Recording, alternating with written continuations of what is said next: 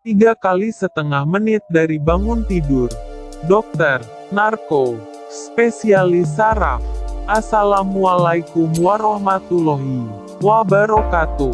Dokter ahli saraf sering berpesan, setiap orang harus memperhatikan 3,5 menit. Kenapa demikian? 3,5 menit adalah sesuatu yang cuma-cuma, tetapi akan banyak mengurangi angka kematian secara tiba-tiba. Seringkali terjadi seseorang siangnya masih sehat walafiat, tetapi malamnya meninggal. Tidak jarang kita mendengar cerita orang.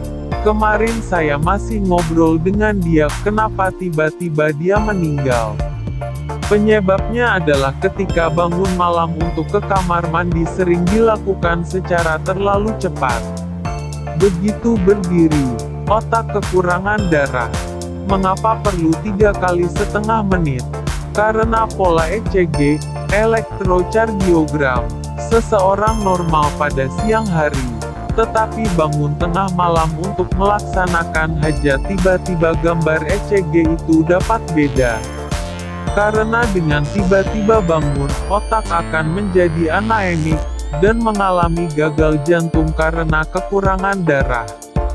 Dianjurkan oleh para ahli untuk menjalankan 3,5 menit, yakni 1. Bila terbangun, jangan langsung turun dari tempat tidur, tetapi berbaringlah selama setengah menit. 2. Duduk di tempat tidur selama setengah menit. 3. Turunkan kaki dan duduk di tepi ranjang selama setengah menit.